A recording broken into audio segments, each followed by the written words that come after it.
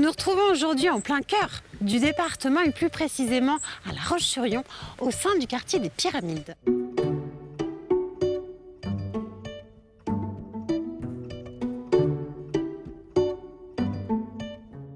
Le territoire dispose de nombreux atouts, dont des paysages verdoyants, des paysages bocagés, des paysages quelque peu vallonnés, traversés par un atout majeur, à savoir la rivière Lion.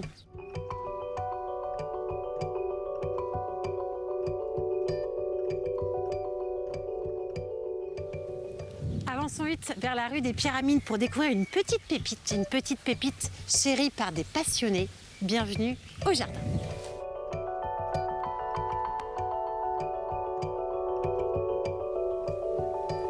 Jocelyne, merci de nous recevoir aujourd'hui au sein de ce quartier des Pyramides. Merci Marion. On découvre un jardin haut en couleur, un petit endroit caché dans ce quartier. Quelle est l'origine de ce jardin? Alors, ce jardin fait partie du projet de la maison de quartier Pyramide, tout comme les autres axes de travail, l'éducation, les loisirs, la culture. Là, nous sommes dans le projet de la transition écologique et effectivement, on veut donner la possibilité aux habitants du quartier de tester des expériences, découverte de la culture, découverte des produits, pour après aussi bien les consommer et les cuisiner. Bien sûr. Voilà. Jocelyne, de quand date ce jardin? Alors, il y a déjà quelques années et le projet 4-5 ans a pu être permis grâce au partenariat avec l'Église, avec la paroisse Saint-Hilaire. C'est la paroisse Saint-Hilaire qui actuellement concède la possibilité d'utiliser le terrain et de cultiver. Il y a un partenariat entre les deux. Vous me faites découvrir? On découvre. Je vous suis.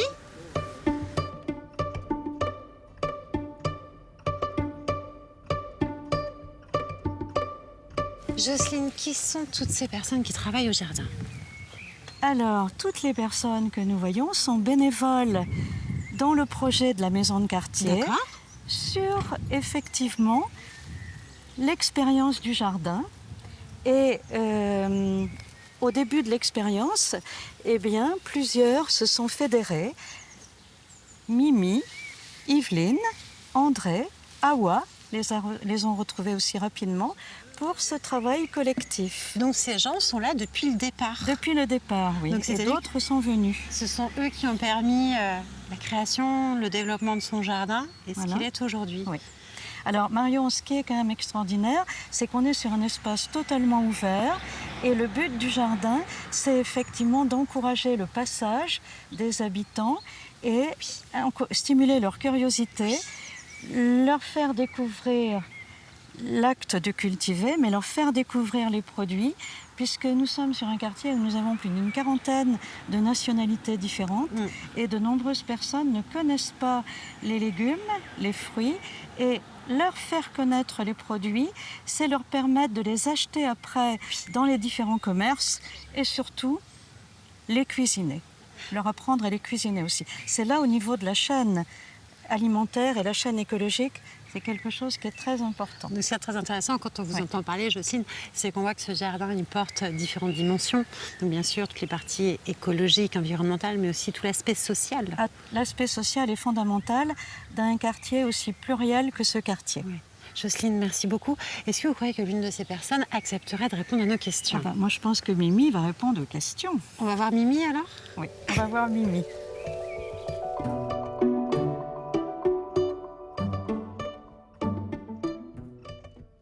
Mimi, on a bien compris les origines de ce jardin avec Jocelyne. Oui. Vous êtes là depuis le départ. Il n'empêche, à partir du moment où vous avez cette parcelle, comment s'organisent les choses? Alors, les choses se sont organisées. Alors, heureusement pour nous, nous avons eu aussi l'aide ponctuelle des services de la ville. Et merci à Patrick Durand qui nous a vraiment beaucoup aidés. Parce que ici, il faut savoir que c'était une pelouse comme on a de l'autre côté là-bas. D'accord. Et cette pelouse, elle était en place depuis 1971. Donc, avec leur tractopelle, ils ont défoncé, parce que c'est pas nous avec nos petites relinettes. Non, voilà. Bien sûr. Et donc, ils ont défoncé le terrain. Et ensuite, nous, on avait dessiné un labyrinthe. Parce que le labyrinthe, c'était vraiment le collectif des jardiniers qui avait décidé de faire un labyrinthe. Puis n'empêche que dans l'histoire des jardins, le labyrinthe a tout son Oh, sens. mais absolument. Voilà, c'est important.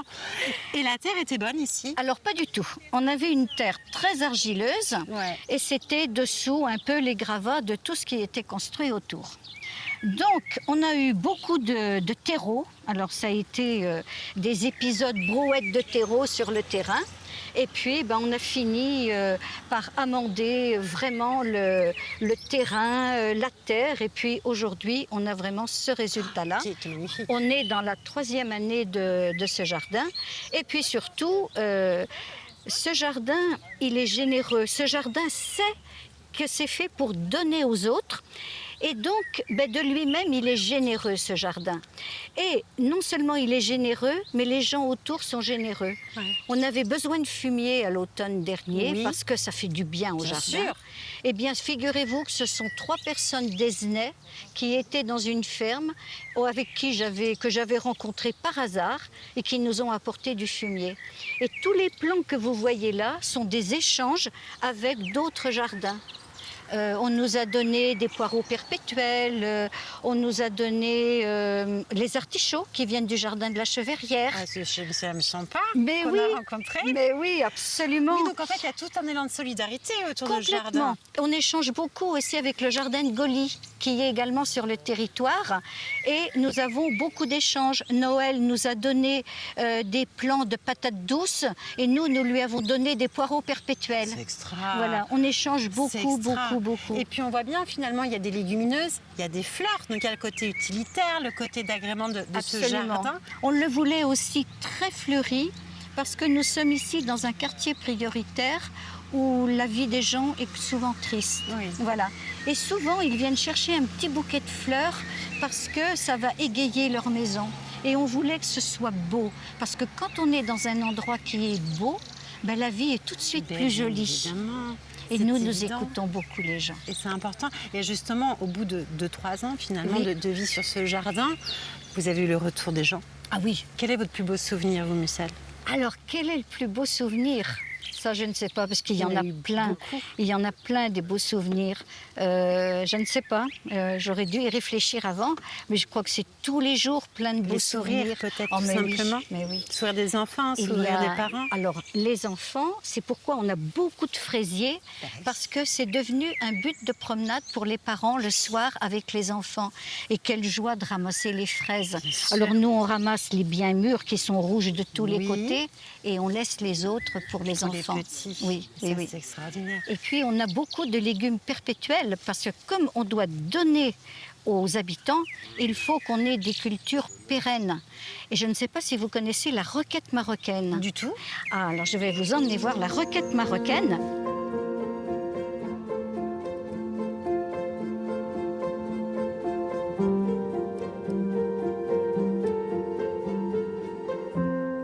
Et donc là, ça c'est de la roquette marocaine, ce qui fait qu'on a de la salade pendant plusieurs semaines. On coupe les feuilles autour À la base. à la base. Et puis maintenant, les habitants ont bien compris comment on faisait, qu'on ne la coupait pas au pied. Et donc, ils viennent en chercher. Donc, on en a plusieurs pieds disséminés un peu On peut partout. goûter, Ah oui, bien sûr. Edouard. C'est moins amer que la vraie roquette, mais c'est très, très bon. Ah, c'est bon. Oui. Ah Et oui. donc, on a beaucoup de salades parce qu'on nous demande beaucoup de salades. sûr. Et puis, comme vous le voyez, nous avons un jardin très artistique.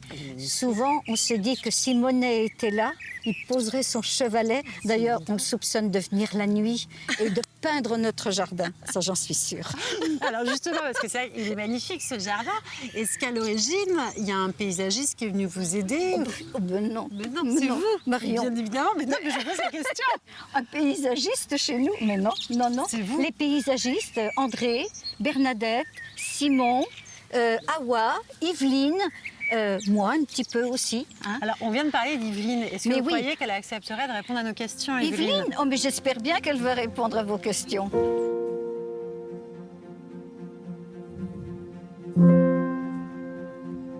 Yveline, vous vous retrouvez plusieurs fois par semaine ici pour travailler sur le jardin? Oui, Quel jour de la semaine? le lundi matin ou après-midi, ça Oui. dépend du temps. le mercredi aussi et le vendredi aussi. Oui, donc Il y a 3 jours. Le rythme est intense.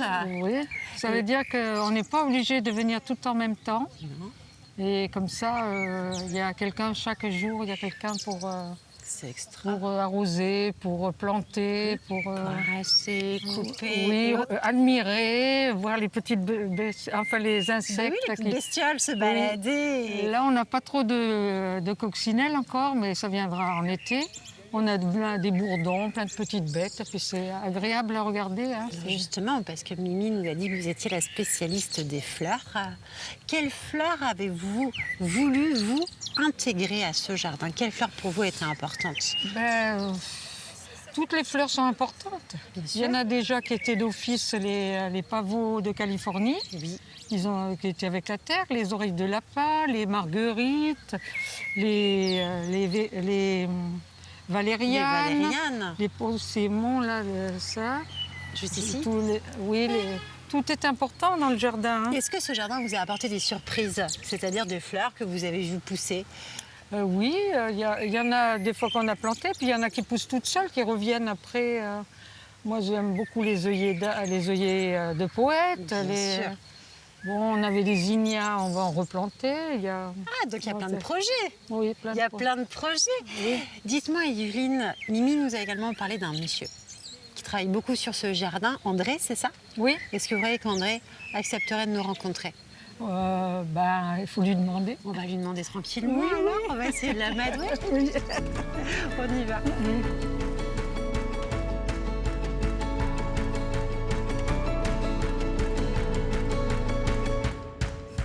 André, j'aimerais bien que vous reveniez, si vous l'acceptez, sur l'histoire de toutes ces petites planches-là qu'on voit qui cernent le jardin. Alors ces petites planches, ce sont des bois de récupération de palettes. J'ai passé beaucoup de temps à les défaire, plus à les défaire, les palettes, qu'à installer. Alors, Mais il y c'est-à-dire a que comme- vous avez récupéré des palettes, Oui. vous les avez désossées Oui, oui, pour désolidariser toutes les oui, planches. bien sûr, oui. Et puis, j'ai fait des petits piquets, 400 petits piquets en tout. Hein. Oui, un piquet tous les 50 cm, quelquefois des deux côtés de la planche, pour faire un labyrinthe. Le labyrinthe, c'est Mimi qui a fait le dessin. Hein. On se perdait au début. Hein. J'imagine. On ne savait même plus par où sortir. Et combien d'heures pour Des vous? heures, ça je n'ai pas compté, mais j'ai passé beaucoup de temps. Oui. Pour les palettes, la première année, j'ai passé des semaines. Hein. Oui. Ouais. Donc, c'est-à-dire que le terrain a été préparé, vous avez préparé vos palettes de votre côté, Oui. ensuite tout est installé. Oui. Et c'est- Ah, on a balisé avec des petits piquets parce qu'il ne fallait pas qu'on se plante, quoi. Ouais. Et puis après, j'ai installé. Mais tout tient bien désormais. Bon, c'est de la récupération, c'est Oui, des c'est- bois non traités. On ne fait aucun traitement chimique, phytosanitaire, rien. Tout est naturel. Ça ne pousse pas toujours comme on voudrait, mais Oui, mais c'est écoutez, nature. Il n'empêche qu'il est généreux, ce jardin. Il est généreux. Regardez, là, on Bon, le voit ouais, depuis ouais. le bas. Oui, Puis j'imagine que vous avez plein de projets encore. oui, Déjà oui, le bien maintenir. sûr, bien sûr. Déjà le maintenir. Le maintenir. Mais on a besoin d'être plus nombreux. C'est vrai? En Il faut qu'on bénévolat. lance un message Oui, alors? vous pouvez, oui, bien sûr. Est-ce que vous oui. avez accepté des personnes extérieures au quartier des Pyramides? Ah ben bien sûr, il y en a déjà. Hein. Ah ben voilà, parce que ça aussi, c'est important. On a un monsieur qui était là tout à l'heure qui vient de Sainte-Fleuve-des-Loups. Ah oui, d'accord. Ouais. Donc même hors La Qui- Roche-sur-Yon. Bien sûr, oui. Donc le message est passé, André. Oui, Ouais. oui. Pour récupérer un maximum de personnel, oui, on fait appel. Hein. Ouais. Je vous remercie en tout cas et je vous souhaite bon courage pour la suite. Et je vous remercie. Continuez, ne lâchez rien surtout. Ah, on ne lâche rien. Parce que le projet, il est trop beau. Au revoir, André. Merci. Au revoir. Merci. Merci. Comme nous, j'espère que vous avez été charmés par cette équipe, une équipe dynamique qui est assurément le noyau de ce jardin.